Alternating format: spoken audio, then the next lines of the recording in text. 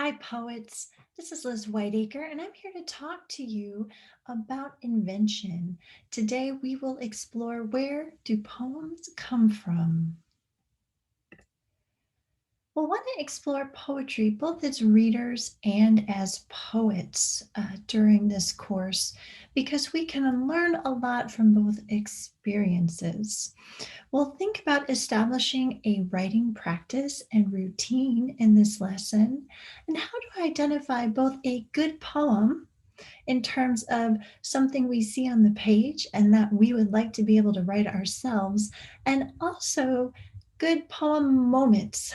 So, as we're out there living life, as we are maybe recording in a notebook our observations, thoughts, feelings, we can start to identify what might make a good poem. And we'll also explore some different ways to get started. Poetry goes back for thousands and thousands of years. In fact, one of the first known poems was an epic of Gilgamesh, and it's estimated to have been written and recorded 4,000 years ago. On the screen, I've shared just a small sampling of some different poems from different cultures and languages that have survived over the centuries, with links if you'd like to click on them and check them out. So this is just a visual representation of the long, long history that humans have with verse and sharing our experiences with each other on the written page. There are two links here I wanted to share with you: the Academy of American Poets and the Poetry Foundation. These are links to two places where you can go and see more contemporary works by poets writing in America in the last 100 years. It's important during the course that we explore multimodal sources. And so by that, I mean maybe you are looking at a book of poetry. You go to Amazon, there's a favorite poet you have, and you have some hard copy collections of books that you're reading and exploring where you can drill down into a particular poet's work. You can also, just like you listen to a full music album by an artist that you like, you can start to finish enjoy that experience that the poet has prepared for you in that book. But you can also find a lot of poetry online, like the links I've just shared with you, blogs, websites, literary magazines. You can also find poetry recorded. YouTube is a great resource for videos. You can also find on iTunes different audio recordings of poems. And you can also find in some literary magazines audio recordings. There are also a lot of videos out there that take different types of graphics to represent poems. For example, Billy Collins, when he was poet laureate, started a video poetry project. And that is very cool to check out, where he read his poems and different artists illustrate them. You can find poetry sneaking up in your social media feeds. Lots of people are producing graphics that incorporate both text from poems, entire poems, quotes from writers, and different photographs and art in order to engage people. You'll find people tweeting their poems. So as you start to pay attention going about your day, look at where are you intersecting with poetry in your life generally, and then make some effort to seek out those types of poems that you are enjoying the most and are perhaps the easiest to consume. Another thing that you should do while you're enjoying the poems that you're reading during this course, and always, is also think about your response to them. I always recommend reading a poem at least twice. So you kind of read through, have that initial response, and then read through again. And as you do, consider, why did you have that first response? Sometimes our first response is, what is this? Right? We're kind of like, I'm confused what's going on. And the second read, a little bit more carefully can help us start to pick apart where do we maybe get derailed, or maybe we missed something because we were reading too quickly, or maybe knowing how the poem resolves itself helps us understand why things are happening earlier.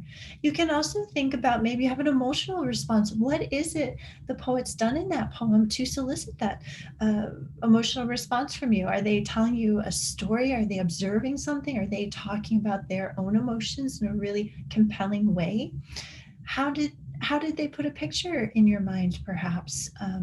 How did they inspire you to do something? So starting to take a little time to intentionally think about how the poem was constructed will help you consider building your own tools and resources as you craft poems in the future. Rather than thinking, oh, I've got to do it this way, you might go, actually, I might have 5 different ways I could go about doing this in my poem, because you have incorporated so many different styles and techniques and options into your repertoire just by being a great observer and an active participant in poetry.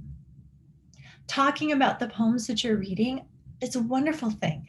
Not only can it be a great way to share things that inspire you with other people and get them to engage with the poetry community, but it can also help you figure out what is happening here. Why do I have this response? When you talk it through with other people, practice is going to be important. We can't just passively consume poetry and expect to become better poets ourselves. So, making sure that you're taking time to write, and not just write what you want to write, but also write experimenting with some of the strategies and tools that you're learning from other writers, you're learning from craft resources, advice perhaps you're getting in this class even.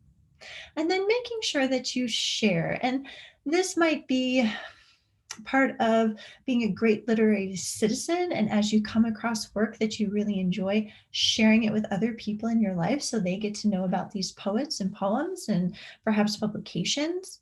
Also, thinking about sharing what you're doing with other people. Even though you might not have a poem that is ready to go send off to a magazine for publication, you can share with people you trust in progress, and get some feedback as you go. It can be really scary to share, and we'll talk about that in a later lesson. But the more you share and the more it becomes a part of your practice, the easier it will get. Inspiration. We think about poems sometimes as being out there and we have to go find them and consume them. So when we are the poet, where are poems coming from?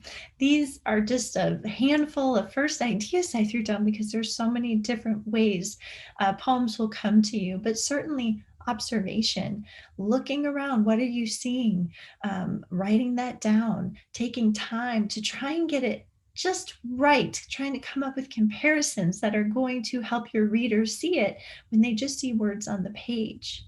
Life experiences, you're going to live your life and be able to talk about that. Models, other people's works, and not just necessarily poems, but you might read a biography that inspires you, a news story, you might see a movie, you might be listening to music. So all of those things that you're consuming as a reader, listener, speaker, writer, all of those are fair game for potential poems. Also, prompts. We're going to be talking about prompts a lot, and those are essentially like double dog dares where you are challenging yourself, or maybe somebody else is challenging you to write something. And it could be a leap off of an image, off of some words, off sounds. It might be challenging you to write a poem that only has one syllable words in it. It might be a challenge to write in a particular style from a point of view. So prompts can be all different types of things. There are books of prompts out there. You can find them on websites for free, lots of different ways. So it's kind of prodding you, right? Somebody's giving you that swift kick sometimes we all need in order to get started. And that can be wonderful if you're experiencing that dreaded writer's block, which often is just a I don't know how to get started, so I'm going to avoid it because it's a pain right now. Sometimes a writing prompt can get you over that hurdle, give you a place to start, and turn into something pretty wonderful and unexpected. What I would like you to do, and I'm going to set my timer here for 30 seconds, is create a list of 5 things that inspire you. So this could be to write poems. And if you are just getting started and you're not a writer of many poems, you might think about just generally what is inspiring to you beyond the world of poetry. So, 5 things that you find inspirational that gets you jazzed to go do something, that gets you feeling creative. Maybe it gets you into the kitchen trying a new recipe, right? So, 5 things. Here we go. Got 30 seconds to write them down.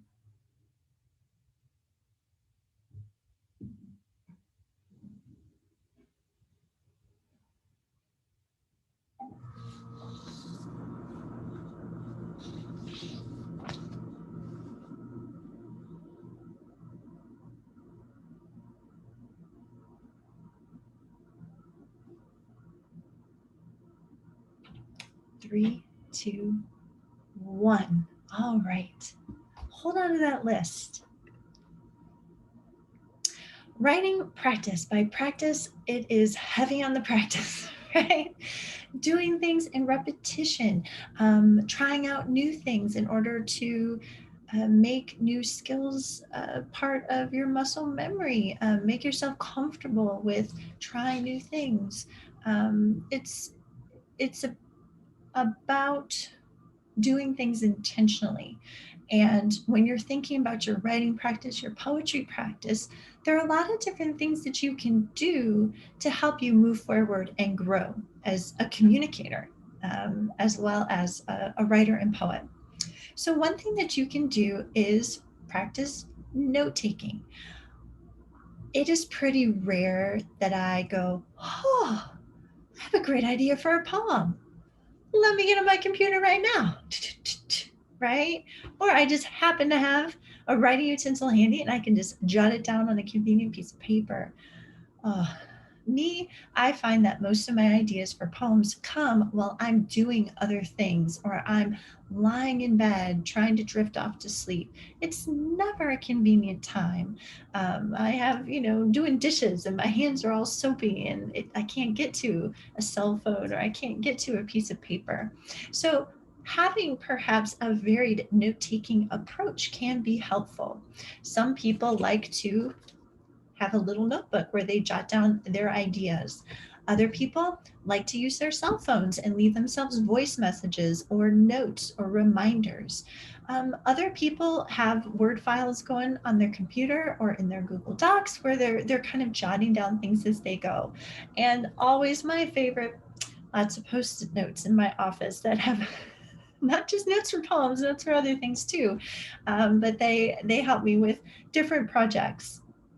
Another thing that you can do, besides making sure you're taking time to record your observations, record your ideas, your emotions, events, is drafting. And drafting is essentially sitting down and creating the first thing, and then later working with that. So, making sure that you give yourself time to create is really important as you develop a writing practice. It might start with just 10 to 15 minutes a week that you put into your schedule that you say, this is my time to write. And I say write and not necessarily create a poem because sometimes that 10 to 15 minutes might be reflecting on the notes you've taken that you've jotted down and taking a little bit of time to write what you remember about those things, like free writing. Other times it might be sitting down and you've got this poem in your head and you're writing it out, or maybe you have other types of writing that you like to explore as well. Playing is important. Sometimes if we put pressure on ourselves to get something very specific out perfectly the first time,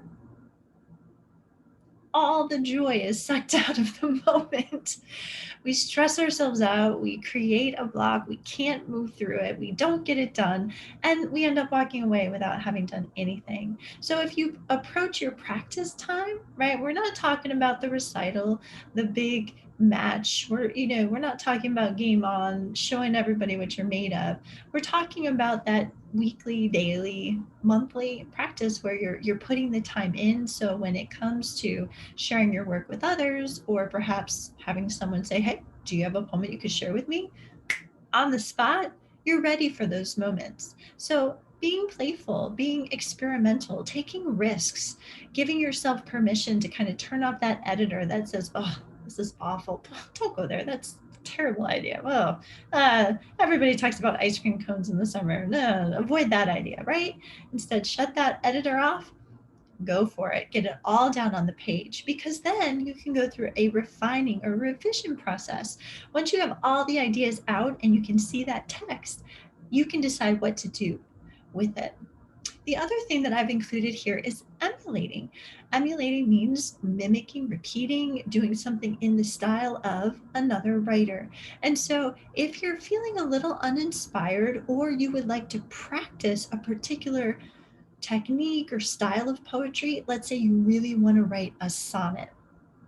Well, you can find a few people who have written really great sonnets that you love and follow along with the recipe that they've created in their poem for a sonnet, and use that as a tool to help you write your own. So you might be following the same beats, that da da da da da da, but you're putting in your own words, right?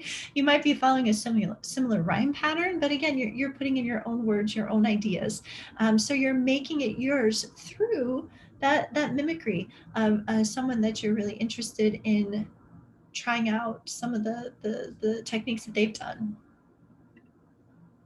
What I'd like you to do, I'm gonna get that timer again, is write down 5 things that you can do. And feel free to start with baby steps if you've never written a poem before. Give yourself permission to warm up to that. But what can you do in a given week to commit to your writing that's going to help you grow as a writer and poet, and also succeed in completing this course? So 5 little things. It might be within the areas of time management. It might be how you would like to practice. It might be when, or the different rewards you might give yourself. But I'm going to set that timer for 30 seconds, and I'd like you to write down 5 things you can do to get your writing practice started and make it successful.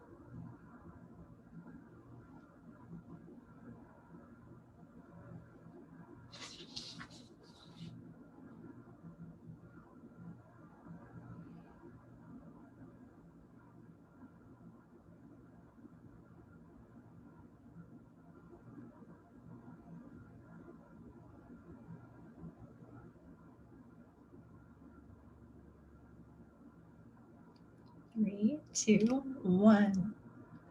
All right. Hold on to that list. So we have our practice, like what can we do to get better, to become more proficient, more confident, to produce more? And then we have that writing routine, the little things that we're going to make sure that we do in order to achieve those goals. So first and foremost, putting time in the seat, right? And by that, I mean sitting down and doing the work. If my goal is to write 10 poems, if I don't give myself time to sit down and write 10 poems, that's a really great way to set myself up for failure. Another thing would be prioritizing reading, writing, revising, research. So, writing meaningful poems isn't just about sitting down and going, all right, I'm done. That can be really challenging. And sometimes we'll get started doing that, but we're not producing things that compel us or wow us as the author of those pieces. And so making sure that you give yourself time to read about or read poetry or just read generally Giving yourself time to write, giving yourself time to go back to what you've written and revise it, revision it, and giving yourself some time to do some research. We don't necessarily think about that all the time, but if there's something that you're really interested in writing about, let's say something about your family, it might be worth putting in some time to talk with other family members to get their perspective on things, to look at old photographs, go back to maybe things that you wrote at that time period in your life or that other people have recorded in some way. And so that can be really fruitful. If you're writing about social justice, you're writing about things that you've seen in the news, checking out sources of other people who've recorded those histories can help you be more accurate, help you provide interesting details. So doing a little bit of research can be helpful. If you want to write about scuba diving, and seeing that underwater world and you've never scuba dived before, I'm not saying you have to go to the YMCA and sign up for a class and jump down to the bottom of that pool, but there may be some documentaries, videos that you could watch that help give you the sense of what that's like as you live vicariously through that speaker in your poem. Scheduling. You got to do it. Got to work that writing time into your schedule, or it is so easy to just put it off, right? And it's also easy not to prioritize that time. I know personally there are things I need to get done for work, for other writers, for my family, for our pets. I got to keep our environment clean, right? And do the laundry, got to help with the food. All of these different things seem more important often than sitting down for 15 minutes and writing a poem that seems very much for me, very pleasurable for me, all about me, me, me. And it's hard for me to do that. And it might be hard for you to do that too. But if I've scheduled that time in, I know that Friday at this time, that's when I'm going to write. It's on the Google Calendar so my family can see it. It's saved so that I don't book any other meetings with other people. I'm able to actually get in that chair, put in the time. And then also connecting with other people, other writers. It might be, you know, physically connecting with people who are also interested in writing poetry, but you might also be able to connect through social media if you're kind of out there on your own and you don't know a lot of poets. Following poets, they are on Twitter, right? They are on Facebook and Instagram and TikTok. They are paying their bills right now. They are writing about the world that we live in. And so there are a lot of very active poets that you can follow and say, well, what are they reading? What are they talking about? What are they writing about? And that can create kind of mentors, introduce you to new resources, ideas, give you encouragement. So there are a lot of different ways to connect. But if you don't try to cultivate that support network, again, a lot of times writing then becomes this like private me thing that it's easy to hide away and not give priority to. So making that a part of your life can be helpful. And rewarding yourself when you accomplish things. You did it, right? You sat down, you wrote 3 poems this week. When's the last time you did that? What are you going to do to celebrate, right? Um, so don't, I'm not telling you to go out and do extravagant things that put your finances in peril or anything like that. But maybe you're like, whew, I put my time in. I was in that seat for an hour. I'm going to go out and take a walk, or I'm going to take some time and listen to music. I'm going to go do a Netflix party with my friends. So giving yourself little rewards. If I get this bit done that I want to get done, then I can sit down and I can read this person's work. Right. We're going to take 30 more seconds, and I'd like you to think about what could your routine be. Think about perhaps what time of day is a really peak time for your creativity. Think about how you need to write. What kind of environment do you need? Is it good to have the music going and people talking, right? Like the old coffee shop model, being surrounded by activity and noise. Or might it be better for you to be in a very quiet place, very serene, away and apart from other people. Think about how you like to write. Typing on the computer, does that work best for you, or is it better for you to handwrite and then eventually copy over some of that stuff to the computer? Do you need to be drinking a cup of tea or coffee while you work, or is it better that you're writing on an empty stomach? The beginning of your day or the end of your day. So I'd like you to write out a routine for you to try this week. What are some things that you can do to set yourself up for success? So kind of give yourself at least a 30-minute time slot once this week. What can you do to make sure that that happens? I'm going to start the timer. Go.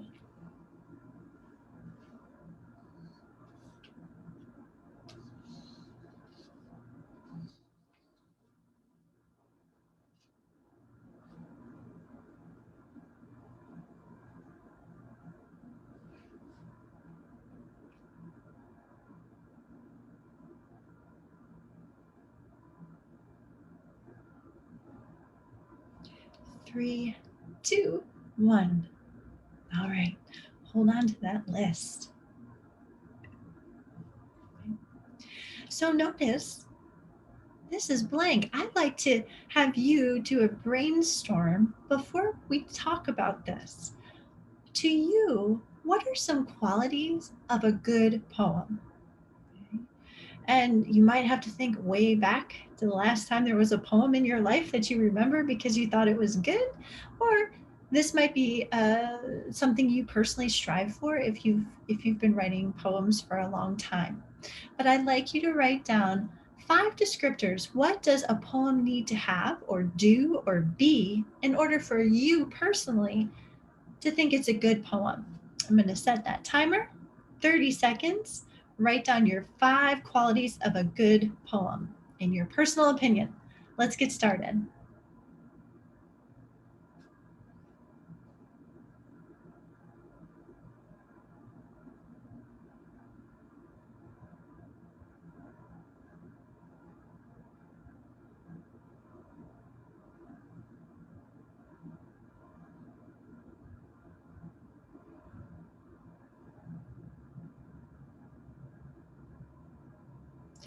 3, 2, 1. All right. So you hold on to your list, and I'm going to share my list with you. So I did this activity before putting on the recorder here. And in my personal opinion, what gets me jazzed when I'm reading poetry are poems that welcome me in. Right? Through the title, the first few lines, I really feel invited. It doesn't feel like I'm eavesdropping on a private conversation. It doesn't feel like I'm not supposed to be the person reading this poem.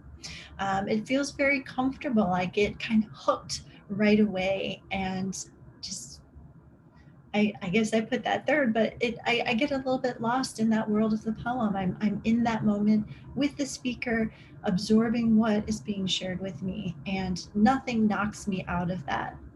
I also enjoy poems that are vivid, image heady. I can kind of picture them like a poem in my mind. And if not a visual poem, then I can really follow that emotional current that's happening in the poem as well, and kind of get into that experience myself. I love poems that make me feel, that make me think. There's a communication happening, even though it's not like a literal one. It's like, hey, poem, how are you? Oh, I don't know. Right? So not that kind of conversation, but there's kind of a give and take there. The poem is sharing things to me, and then I'm pulling things from my personal experience, my emotional depth, and we're going back and forth there during the course of the poem. And I also think a poem is really good when it encourages me to share it with other people. When I get done reading a poem, like, oh, I need to share this with someone's with you, right? So I want to get this out there. I want other people to read this too, and then I can talk about it. So those are poems that also are good in my opinion, or ones that get me to engage, and ones that I would want to emulate and share with other people.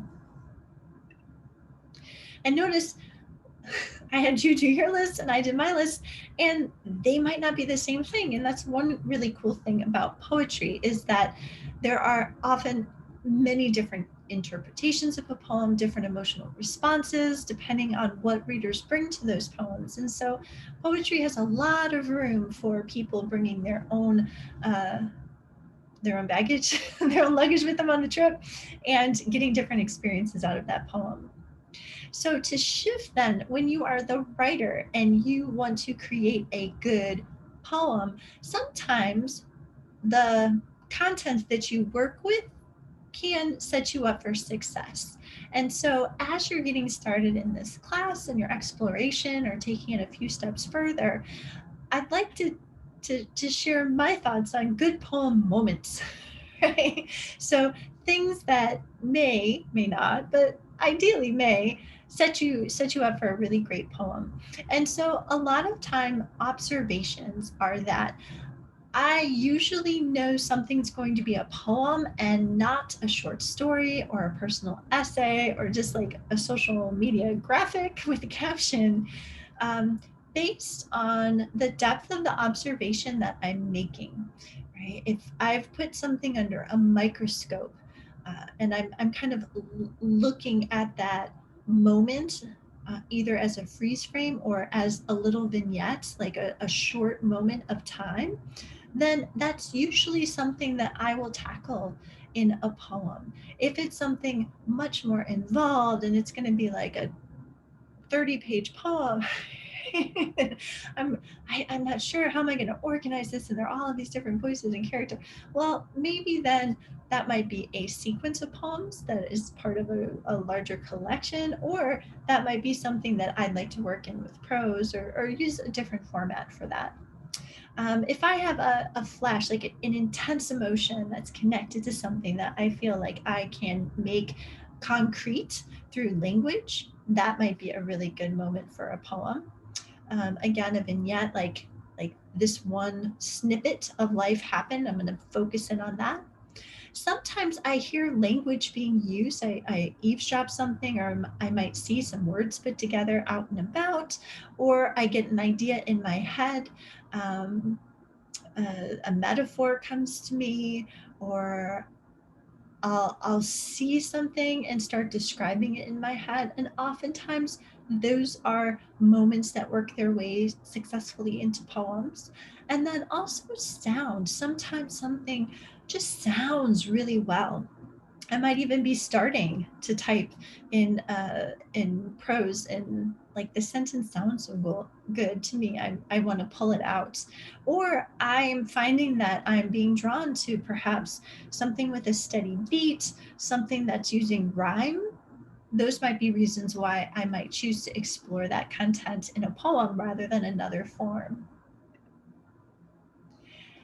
All right, getting started. We're diving in, right? We're making commitments to ourselves to find a routine in order to help develop our writing practice.